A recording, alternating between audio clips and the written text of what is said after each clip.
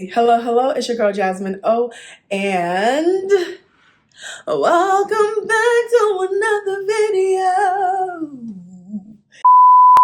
Hello, hello, it's your girl Jasmine O, and welcome back to another video here on my channel. In today's video, we're going to be talking about, if it feels like the hateration is at an all-time high, if it feels like, you open one well, then another person comes and takes it over, or the thing that you used to do before all of a sudden is not a problem, stick around. This video is for you. If you haven't done so already, comment, like, and subscribe so you can always know when I upload something new. I'm getting back into the swing of uploading on YouTube, and so please comment, like, and subscribe, and turn on the bell so you always know when you'll be notified when I upload a new video. Cool, let's get into today's video. So as I was praying, I was there minding my business. The Lord told me, it's not going to get easier. You're just going to have to get better. It's not going to get easier. You're just going to have to get better. So recently, it feels like a lot of people that I know, and I don't know that many people, but it feels like people that I know, or even myself, find ourselves in this space of like the things that we used to do all of a sudden is a problem. And it felt like a lot of betrayal going on. It feels like, you put your best foot forward, and what used to be your best foot is not being questioned. Your abilities are not being questioned. The things that you would do before that would get praised for, now all of a sudden it's a problem. And I was really pondering about this. I complained to my mom about this. And the response of my mother and the Lord, honestly, was, it's not going to get easier. You just have to get better. In life, people are ungrateful. If you didn't know, now you know. People can be ungrateful. The thing they used to praise you about before will be the very thing that they will use to say, crucify him. Is the very thing that they will use to accuse you because you no longer serve a purpose for them. Okay, we can look at Jesus. Jesus was healing the sick, opening the blind eyes, was just being everything that the Sadducees and the Pharisees and all the C's were not. But when it came down to it, the very same people who cried Hosanna, who cried Messiah, were like, yeah, no, crucify him. So it's not going to get easy. You just have to get better. I was reminded of Joseph as I was studying this. Again, I will be reading out of my New King James 11 translation. 11 translation, what? My New King James translation. Yeah, let's get into today's scripture. So like I said, as I was thinking about this topic, Joseph came to mind. And so we're going to be in Genesis 39. I'm going to be jumping around. I'm not going to fully read it, so it's not a long video. In Genesis 37, we're introduced to Joseph and his family. We see that Israel, or Jacob, Joseph is the son of Israel. And the Bible lets us know in Genesis 37, verse 3, now Israel loved Joseph more than all of his children. That was a fact. He loved him more than all of his children because he was the son of his old age. All right. So he also made him a tunic of many colors. But when his brothers saw that his father loved him more than all of his brothers, they hated him and could not speak peaceably to him. Bible sets it up for us. Israel loved his son because he was one of the sons that he had in his old age, and also just who his mommy was, let's be honest. But so he made him a coat of many colors, or a tunic of many colors, and that made his brothers hate him even more. All right, now this coat, we see in the Bible like a garment that goes on you, kind of speaks to your anointing, your honor, the notability that has been given to you by those around you. And so being given that coat just really, really drove home the fact that Israel really loves Joseph. Keep that in mind. All right. As we keep reading in chapter 37, we see that Joseph, God gives him a dream. And instead of learning when to release that dream, he thought, this is my siblings, I can talk to them. So he chose to share his dream with them, and they were not for it as he thought they would be. Okay. And then they're like, are you trying to say that we're going to come serve you? Are you trying to say that we're going to bow before you? They were already angry. So I want us to look at verse 12. Then Genesis 37 verse 12. Then his brothers went to feed their father's flock in Shechem. I did not go to Bible school. And Israel said to Joseph, are not your brothers feeding the flock in Shechem? Come, I will send you to them. So he said to him, here I am. So Israel sends out Joseph to go and says, go see how well your brothers are doing. Go find out about their well-being and come back and let me know. So Joseph is going where his father has asked him to go. You're doing the things God has asked you to do. You're using your gifts God has given you. You're serving in the place that your pastors, your boss, your directors are letting you do it, right? But then people see you from afar and they're planning and planning. So we see Joseph's siblings see him from afar as he's coming to check on them. He's only there because his dad asked him to, and now they are plotting against him. They are trying to get him caught up. They're trying to kill him. And we see in verse 21 that his little brother Reuben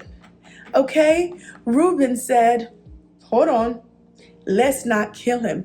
May God always place a Reuben in rooms and places that you don't even know. Somebody is plotting against you, but the things that they're saying is to deliver you. He heard their brothers scheming to kill Joseph. Reuben did not want them to kill his brother, so he came up with a different plan. He tried to defend him in the best way that he could. Let us not kill him. And Reuben said to them, shed no blood, but cast him into the pit which is in the wilderness, and do not lay hand on him, that he might deliver out of their hands and bring back to his father. So we skip over to chapter 39, all right? And Joseph is sold into slavery. He's sold to Ishmaelites, then they sell him to somebody else in Egypt, and then now he's at Potiphar's house and in Potiphar's space. And so we see in chapter 39 that the Lord was with Joseph. Okay, something you have to remember, that even though it's not going to get easier, is that God is with you. God is with you in the space that you're in. He is with you where you think things have come to an end. God is with you. No matter what has changed, no matter what has come, he's with you at that job. You still have the one person who is for you, and that's all that matters. Okay? And he was a successful man, and the people around him could see that he was a successful man. So they placed him in charge of his house and everything that he had, right? And so when Potiphar wasn't there, Joseph was the one, he was just, the big ogre there. He found other containers. Even though he found himself in slavery, he did what God had placed him there to do. He was still shepherding. He was still taking care of things and doing it to be the best that he could. When Potiphar's wife tried to lie on him, and then he ended up in jail, even in the jailhouse, we see in in the rest of 39 going into 40 that Joseph still did well. Everywhere he went, the hand of God was on him. In every different circumstance that he found himself in, when he was wrongly accused, when he was wrongly imprisoned, he still did the things that he found his hands to do. He did them well. And so that's one thing I want to encourage you. It's not going to get easier. You just have to get better. He got better at managing people. He got better at taking care of things. So anything people were not doing in that space was because of Joseph. Joseph had dreams. The very thing that his brothers were jealous about for him, he found himself in a prison where he had to interpret other people's dreams. Imagine if Joseph was not brushing up on that skill. Imagine if Joseph was not getting better, even the wisdom to know how to say certain things and when to say it, because that was the very thing that got him in trouble in the first place. All right, you keep reading in chapter 41, you see that the cupbearer and the baker both have dreams. They call on Joseph. He interprets those dreams, and Joseph tells them, hey, when you get pulled out of here, when you go, don't forget me, remember me. But the butler did not remember Joseph. He went on by. For years, Joseph still was in that prison. When we met Joseph, he was 17. Okay. We know that he had been sold into the Ishmaelites. He's in Egypt. Now he's in prison. 2 years even after interpreting that dream, he still hasn't made it out. Now we meet Pharaoh in chapter 41. Pharaoh has a dream. He's brought all the wise men, all the magicians, all the experts that he knows. And then the chief butler is like, oh, wait, there is this one person that I remember who knew how to do this. He was probably trying to use him for accolades. He was probably trying to be like, oh, all the people you have can't do it. Well, I know somebody. The butler remembers Joseph interprets dreams, somebody he knew in prison, right? But when he finally brings him, Joseph never forgets that God is with him. So when he comes, Pharaoh tells him, listen, I've brought all all my magicians. I've brought all the wise men that I know. No one has been able to explain my dream to me, right?